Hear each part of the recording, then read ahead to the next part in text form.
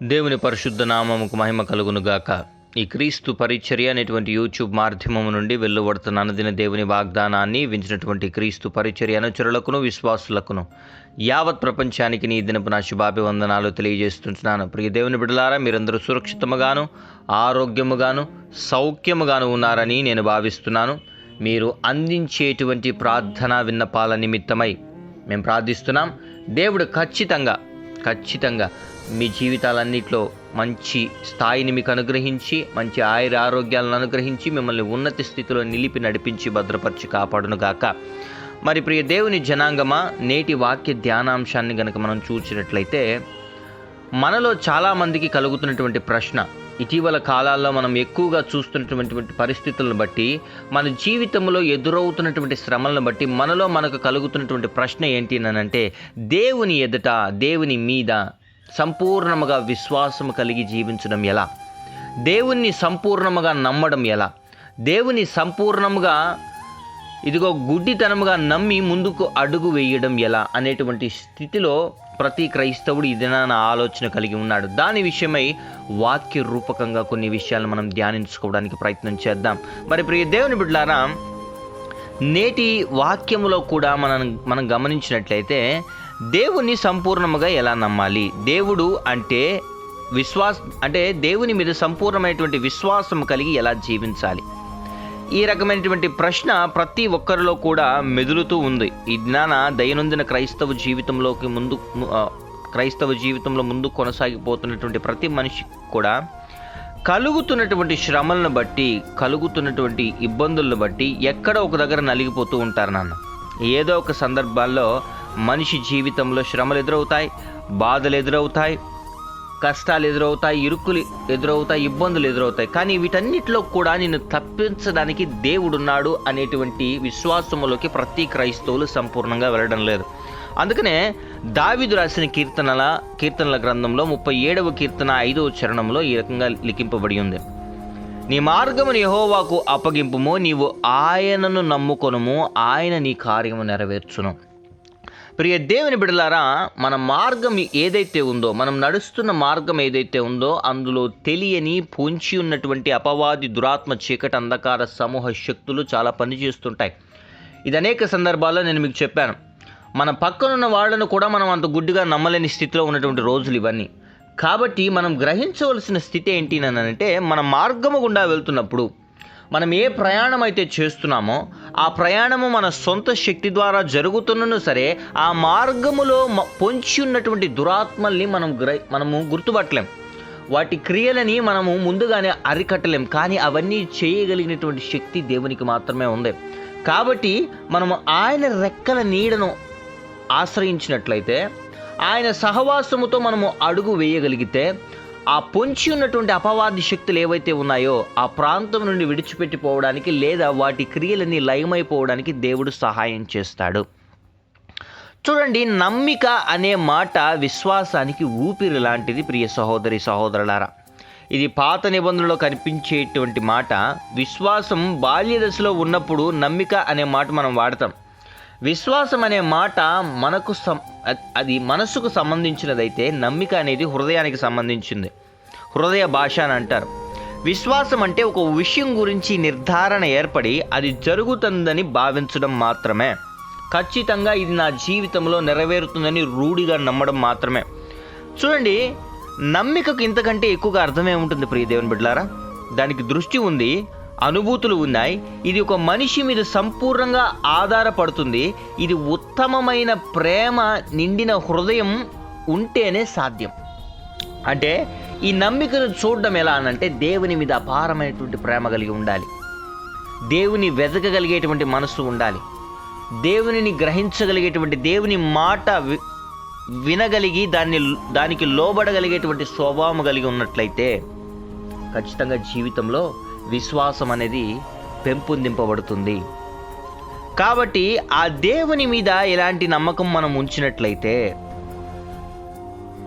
ఆ దేవుని వాక్యం మీద మనం నమ్మకం ఉంచినట్లయితే మన జీవితంలో కార్యం జరుగుతుంది. ప్రియ సహోదరి సహోదరులారా, ఏ దేవుడైతే నిన్ను లైన్లోకి తీసుకొచ్చాడో, ఏ దేవుడైతే నిన్నంటూ ఈ భూమి మీదకి పంపించాడో, నిన్నంటూ ఒక మనిషినిగా నిర్మించి నీకంటూ ఒక జీవితాన్ని అనుగ్రహించాడో, ఆ దేవుని మీద సంపూర్ణమైనటువంటి విశ్వాసం ఎలా కలిగి ఉండాలి అని అంటే, చూడండి ప్రియ దేవుని బిడ్డలారా, మానవులు మనం గమనించినట్లయితే వాళ్ళ సొంత ప్రయాస మీద, వాళ్ళ సొంత కష్టం మీద చాలామంది ఆధారపడుతూ ఉంటారు. ఈ వాక్యాన్ని వింటున్న ప్రియ సహోదరి సహోదరులారా, మీలో కూడా మీ సొంత కష్టార్జితము మీదను, మీ సొంత పనుల మీదను మీరు నిలబడి జీవించాలని, మిమ్మల్ని మీరే ఈ లోకంలో గొప్పవారిగా కనబరుచుకోవడానికి ప్రయత్నం చేస్తారు. ఇదిగో మీరున్నటువంటి ప్రాంతాల్లో మంచి పేరు కలిగి జీవించాలని, మీ కష్టానికి తగినటువంటి ప్రతిఫలం, గుర్తింపు రావాలని ప్రయత్నం చేస్తుంటారు. ఇదిగో నేను దీన్ని ఎలాగైనా సాధించగలను, నేను దీన్ని ఎలాగైనా చేయగలను, ఇదిగో నా జీవితంలో ఇది ఖచ్చితంగా అసాధ్యమైంది కాదు, సాధ్యమవుతుంది, నా బలముతో నేను దీన్ని, ఇదిగో నా కృషితో, నా జ్ఞానముతో నేను దీన్ని సాధిస్తానని అనేక మంది పోరాడుతూ ఉంటారు, ప్రయాసపడుతూ ఉంటారు. ప్రియ దేవుని బిడ్డలారా, నేను చెప్పగలిగినటువంటి మాట ఏంటి అంటే, ఒక మనిషి మనల్ని నిందించినప్పుడు తట్టుకోలేనటువంటి పిరికితనము కలిగినటువంటి హృదయం కలిగిన వారం మనం. ఓ ఆపద ఎదురైనప్పుడు భయం కలిగి దాగుకొని ఉండేటువంటి స్వభావం కలిగిన వాళ్ళం మానవులం. ఓ అనారోగ్య పరిస్థితి, ఓ గాయము వచ్చినప్పుడు నీరసింపబడి, ఇదిగో దెబ్బ తగిలినప్పుడు గాయముతో, నొప్పితో విలవిలలాడిపోయేటువంటి వారము, అటువంటి బలహీనమైనటువంటి స్వభావం కలిగిన వారం మానవులం.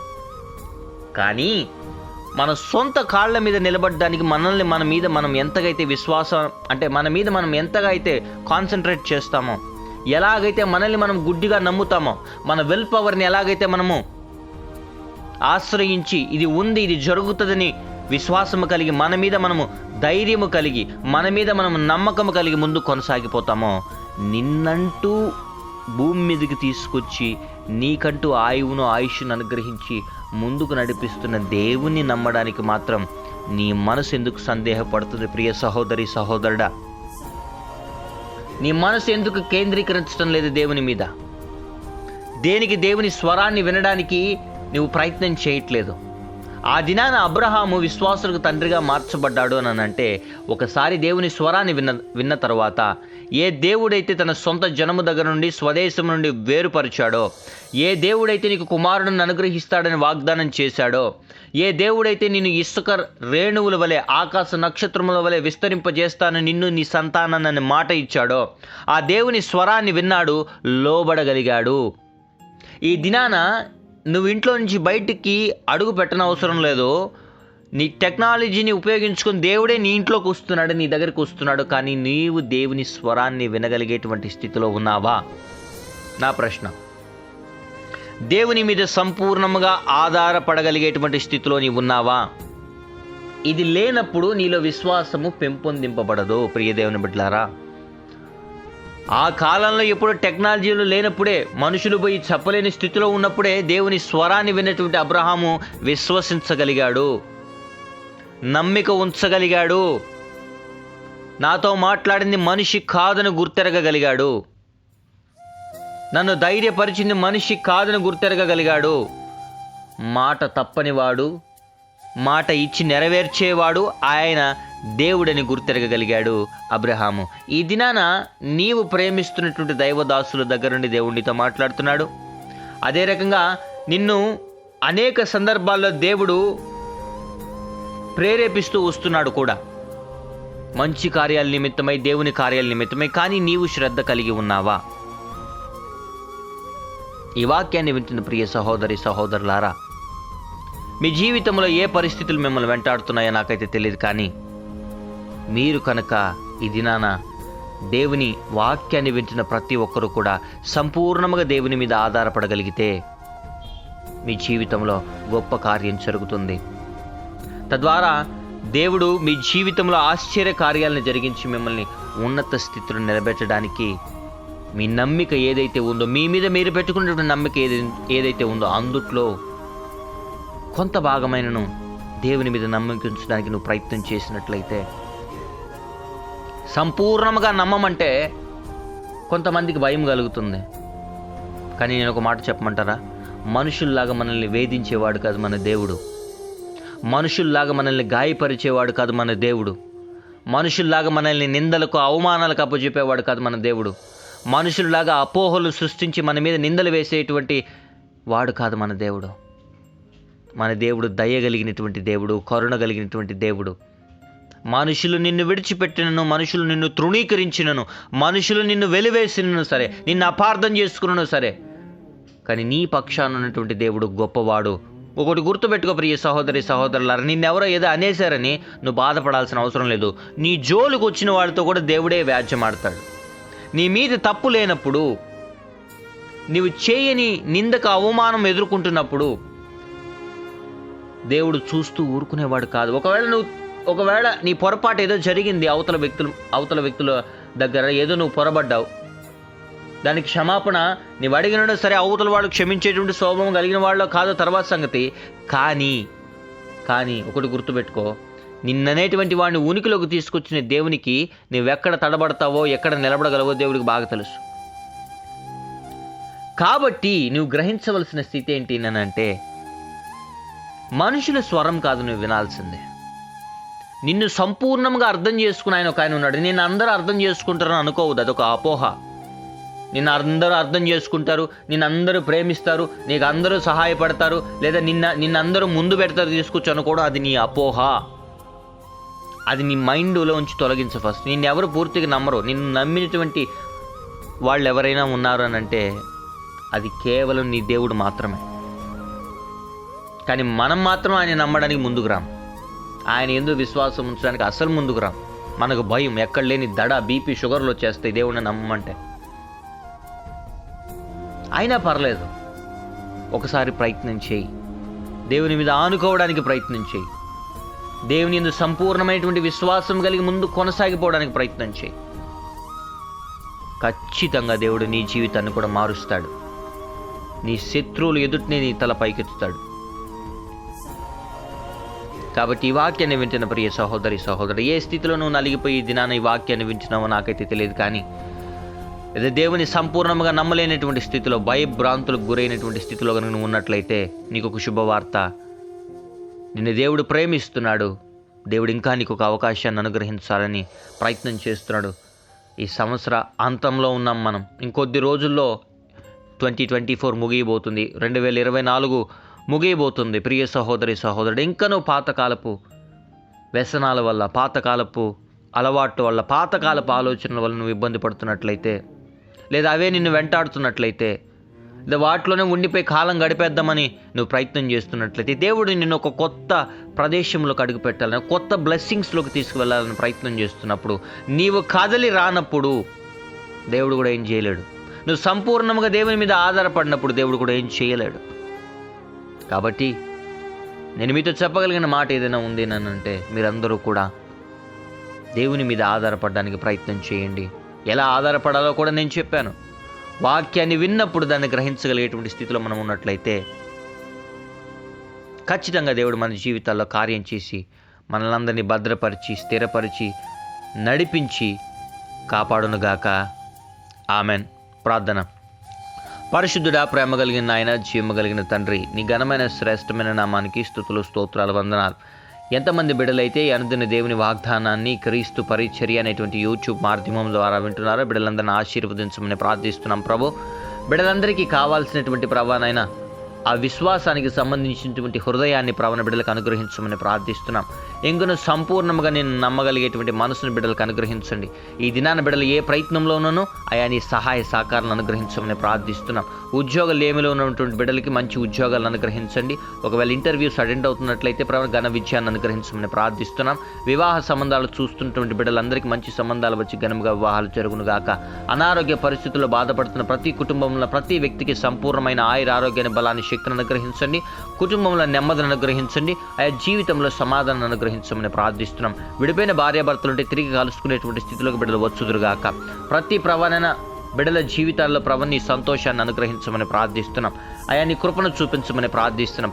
ప్రతి బిడ్డలు కూడా జీవితంలో సంతోషముగాను, ఆనందంగాను ఆరోగ్యముగాను ఉండలాగున్న బిడ్డల జీవితంలో కార్యాన్ని జరిగించండి. వివాహ దినాలు, జన్మదినాలు, బ్యాప్టిజం డేస్ జరుపుకుంటున్న బిడ్డల తలల మీదకి ఆశీర్వాదాలని దీవెనలను కుమ్మరించమని ప్రార్థిస్తున్నాం.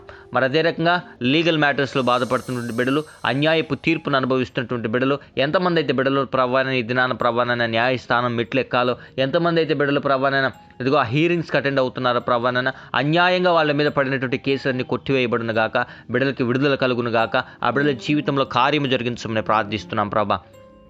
మరి అప్పుల బాధలు ఇరుక్కుపోయినటువంటి ప్రతి బిడ్డలకి నీ సహాయ సహకారాలను అనుగ్రహించండి. అప్పుల పాలు అయ్యేటట్లుగా వారిని చేసేటువంటి ప్రతి అపవిత్ర ఆత్మ, దురాత్మ, చీకటి, అంధకార సమూహాల్ని లయము చేయమని ప్రార్థిస్తున్నాం. ప్రతి బిడ్డల జీవితంలో ఆయన మంచి విజయాన్ని, మంచి సంతోషకరమైనటువంటి వాతావరణాన్ని వారి కుటుంబంలో ఉంచమని ప్రార్థిస్తున్నాం. ఏ బిడ్డలైతే ఇది నాన్న కన్నీటితో, వేదనతో ప్రభుత్వ దేవుని వాగ్దానాన్ని వింటున్నారో బిడ్డలందరికీ ధైర్యాన్ని అనుగ్రహించండి. చెయ్యూత నుంచి లేవనెత్తి నడిపించి అయా నీవు పోషించి చాలని దేవుడిగా ఉండి కాపాడమని ప్రార్థిస్తున్నాం. సంఘాలకు మధ్య భేదాభిప్రాయాలు, సంఘాలకు విశ్వాసులకు మధ్య భేదాభిప్రాయాలు ప్రభావైన భయంకరమైనటువంటి గొడవల వల్ల, అల్లర్ల వల్ల, చిక్కుల వల్ల, కొట్లాట వల్ల బాధపడుతున్నటువంటి ప్రతి కుటుంబానికి ప్రతి దైవ సేవకుల కుటుంబానికి, ప్రతి సంఘానికి కూడా విడుదలను అనుగ్రహించి ప్రతి సంఘంలో ఉన్న వారు ఇదిగో సంపూర్ణంగా విశ్వసించి అయానైనా నిన్ను ఆరాధించగలిగేటువంటి స్థితిలోకి బిడ్డల్ని తీసుకురమ్మని ప్రార్థిస్తున్నాం. ఈ దిన దీవులతో ప్రతి బిడ్డల్ని నింపి నడిపించండి, చాలని దేవుడిగా ఉండి కాపాడమని స్తుతి, ఘనత, మహిమ, ప్రభావాలు నీకే ఆరోపిస్తూ మరి విదేశాల్లో ఉంటూ మా ప్రియ బిడ్డలు ఎంతమంది అయితే ఉన్నారో అందరినీ జ్ఞాపకం చేసుకోండి. ప్రతి ఒక్కరికి నీ రక్షణను అనుగ్రహించండి. ఆయనైనా ప్రతి ఒక్కరికి నీ కాపుదలను అనుగ్రహించి నడిపించండి. విదేశానం కోసం ప్రయత్నం చేస్తున్న బిడ్డలు కూడా సహాయాన్ని అనుగ్రహించండి. ఆయా కాంపిటేటివ్ ఎగ్జామ్స్ కానీ, చదువు నిమిత్తమైనటువంటి పరీక్షలు కానీ ఆయా అటెండ్ అవుతున్నటువంటి బిడ్డలకి నీ సహాయాన్ని అనుగ్రహించండి. ఘన విజయాన్ని అనుగ్రహించండి. జ్ఞానము తక్కువైనప్పుడు నిన్ను అడిగి పొందుకుని పరీక్షలలో ఉత్తీర్ణమైనటువంటి స్థితిలో బిడ్డలు నిలబడినట్లుగా జ్ఞాపకము చేసుకుని బిడ్డలు నడిపించమని స్తుతి, ఘనత, మహిమ, ప్రభావాలు నీకే ఆరోపిస్తూ యేసయ్య అతి పరిశుద్ధమైన నామమున ఈ ప్రార్థన విన్నపములు అడిగి పొందుకుని ఉన్నాం మా ప్రియ పరలోకపు తండ్రి. Amen, amen, amen. Praise the Lord. May God bless you all.